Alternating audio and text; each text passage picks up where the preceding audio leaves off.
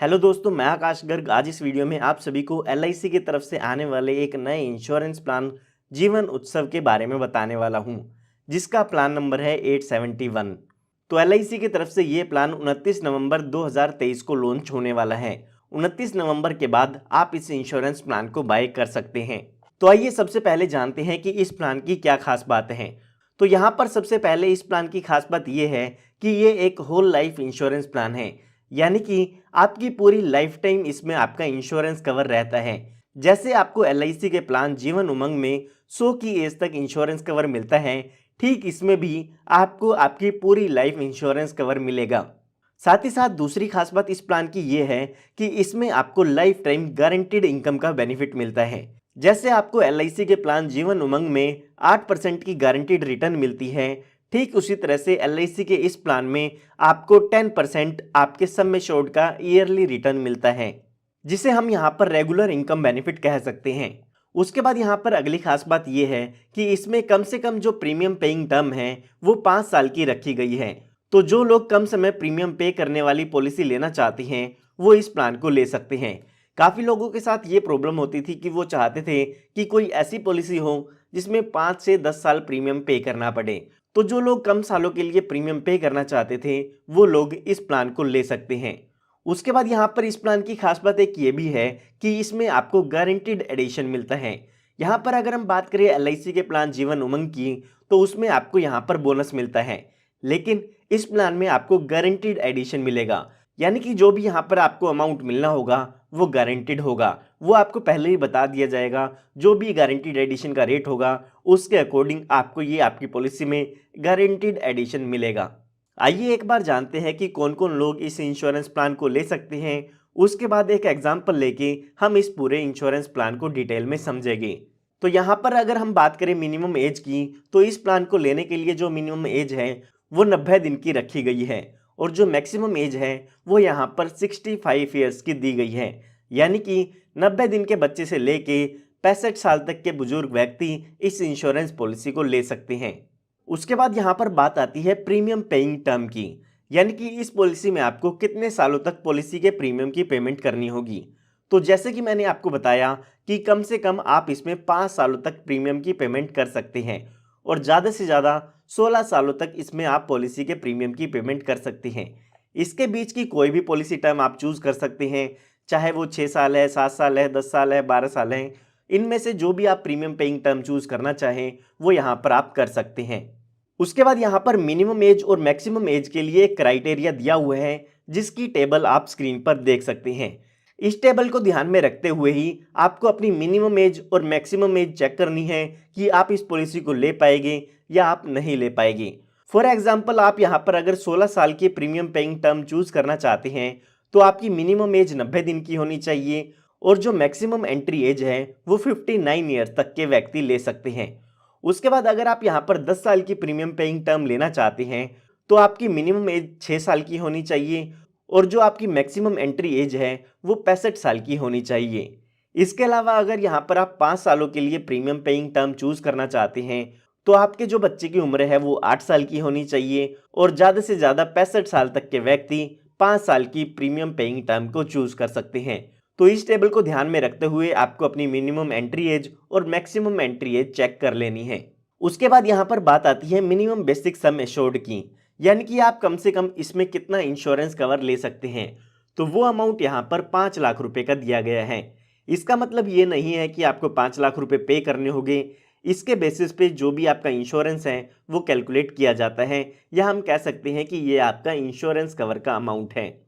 उसके बाद यहाँ पर बात आती है मैक्सिमम सम एश्योर्ड की, यानी कि ज़्यादा से ज़्यादा बीमा आप इसमें कितना ले सकते हैं।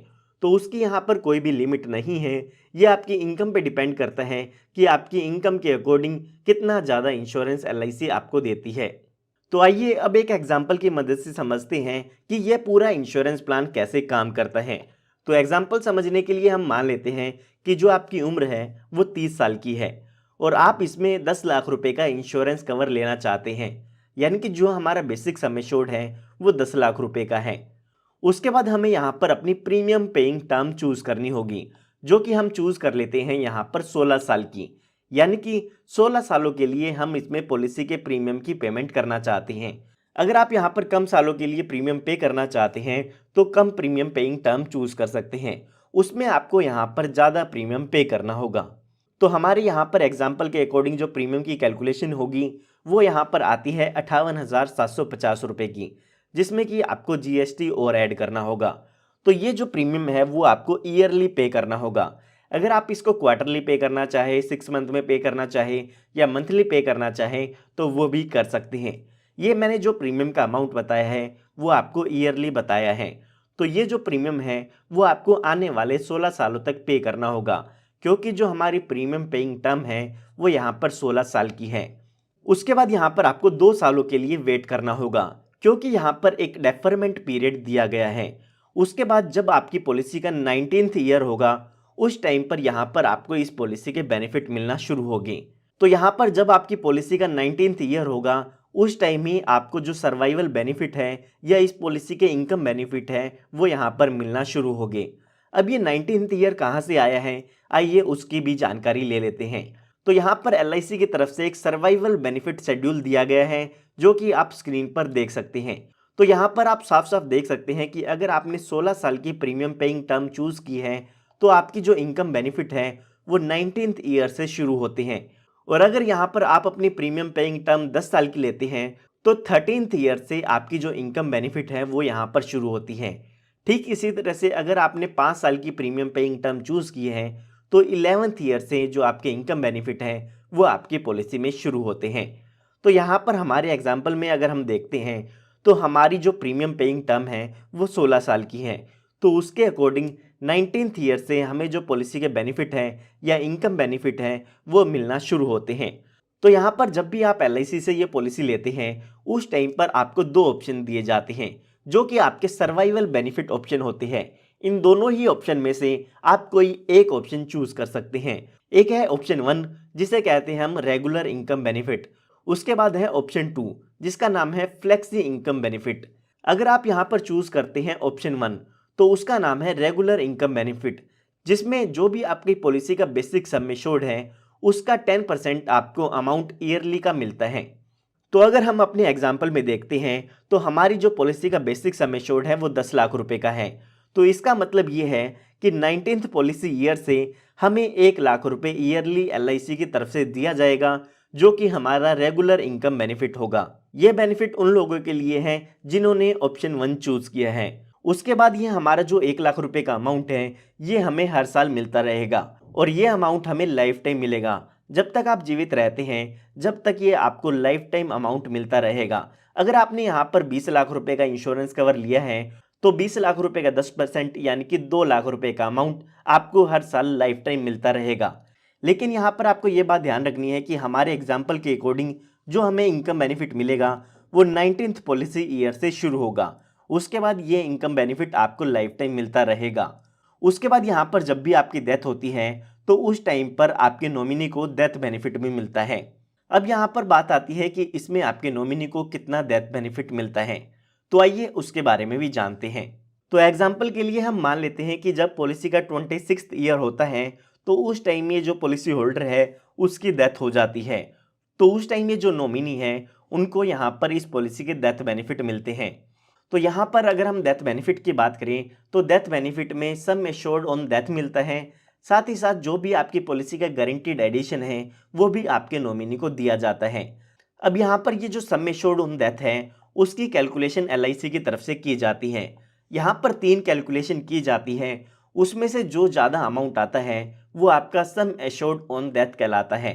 उसी के साथ साथ जो भी आपकी पॉलिसी का गारंटीड एडिशन है वो भी आपके नॉमिनी को मिलता है। तो आइए एक बार यहाँ पर कैलकुलेट करते हैं कि हमें इसमें कितना गारंटीड एडिशन मिलने वाला है। तो यहाँ पर एलआईसी की तरफ से कहा गया है कि आपको 1000 रुपये के सम एश्योर्ड पर 1 साल का जो गारंटीड एडिशन होगा वो 40 रुपये का मिलने वाला है। तो हमारा जो एग्जाम्पल है उसमें हमने बेसिक सम एश्योर्ड 10 लाख रुपए का लिया है।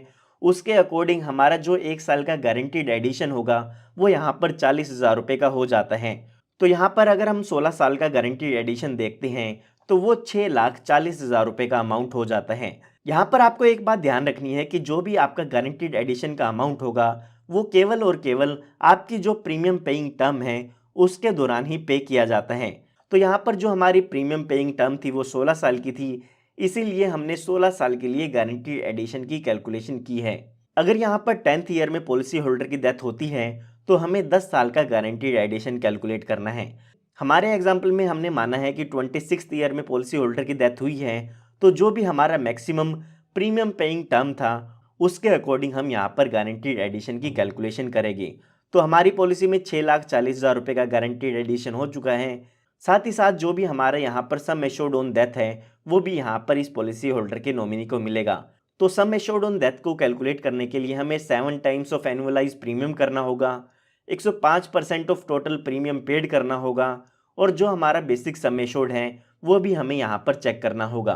तो अभी के लिए हम मान लेते हैं कि जो हमारा बेसिक सम एश्योर्ड है वो इन सब में ज़्यादा है।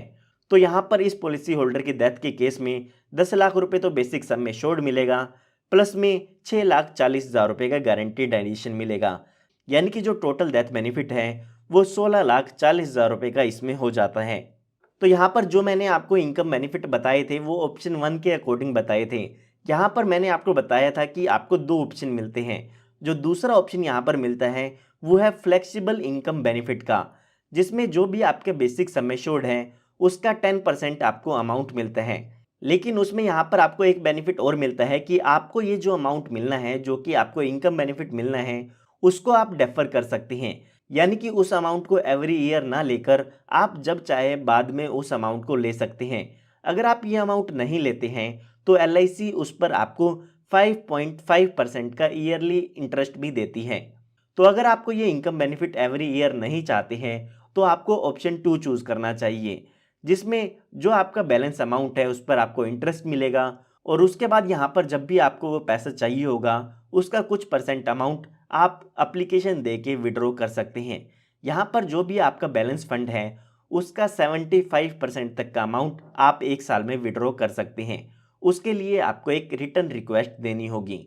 तो यहाँ पर आप ऑप्शन 1 भी चूज़ कर सकते हैं और ऑप्शन 2 भी चूज़ कर सकते हैं। दोनों ही केस में जो डेथ बेनिफिट है वो यहाँ पर सेम ही मिलने वाले हैं। तो यहाँ पर मैं उम्मीद करता हूँ कि जो भी आपको यहाँ पर एग्जाम्पल है वो क्लियरली समझ में आ गया होगा।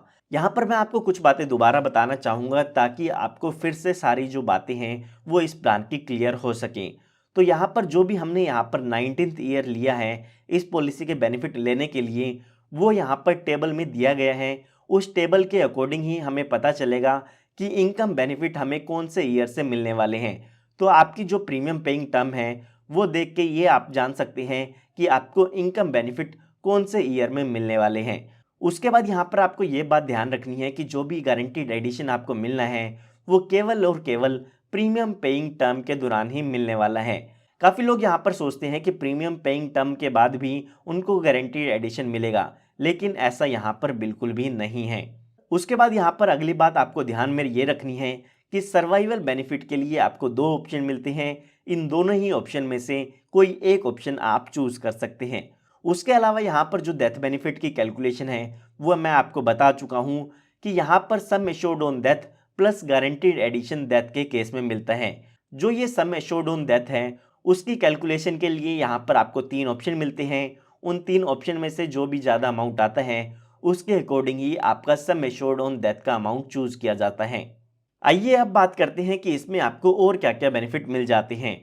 तो यहाँ पर सबसे पहला आपको बेनिफिट मिलता है वो है लोन का। तो यहाँ पर अगर आप अपनी पॉलिसी पर लोन लेना चाहते हैं तो पॉलिसी शुरू होने के 2 साल बाद आप अपनी पॉलिसी पर लोन ले सकते हैं। उसके अलावा यहाँ पर अगर आप अपनी पॉलिसी को सरेंडर कराना चाहते हैं या बंद कराना चाहते हैं तो वो भी आप पॉलिसी के 2 साल बाद करा सकते हैं। हालांकि उस केस में जो भी आपकी यहाँ पर चार्जेस हैं वो डिडक्ट किए जाते हैं। उसके बाद यहाँ पर बात आती है रिवाइवल की। तो यहाँ पर अगर आपकी पॉलिसी लैप्स हो जाती है तो 5 सालों के अंदर अंदर आप अपनी पॉलिसी को रिवाइव भी करा सकते हैं। जो भी आपका फर्स्ट अनपेड प्रीमियम है उसके 5 सालों के अंदर अंदर आप अपनी पॉलिसी को रिवाइव करा पाएंगे। उसके लिए आपको जो भी प्रीमियम है और साथ ही साथ जो लेट फीस के चार्जेस हैं वो पे करने होंगे। उसके बाद यहाँ पर बात आती है ऑप्शनल राइडर्स की, यानी कि इस पॉलिसी में आप कुछ एक्स्ट्रा प्रीमियम पे करके एक्स्ट्रा बेनिफिट ले सकते हैं। फॉर एग्जांपल यहाँ पर आप LIC का प्रीमियम वेवर बेनिफिट राइडर ले सकते हैं। फॉर एग्जांपल अगर आपने बच्चों के लिए पॉलिसी ली है और आपके साथ कोई दुर्घटना हो जाती है तो उस केस में जो बच्चों की पॉलिसी का प्रीमियम है वो यहाँ पर माफ़ कर दिया जाता है।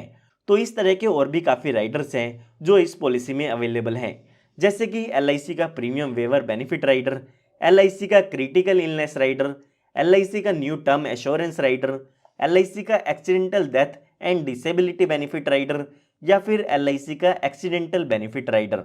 तो इन राइडर्स को अगर आप लेना चाहते हैं तो एक्स्ट्रा प्रीमियम पे करके अपनी पॉलिसी में ऐड करा सकते हैं।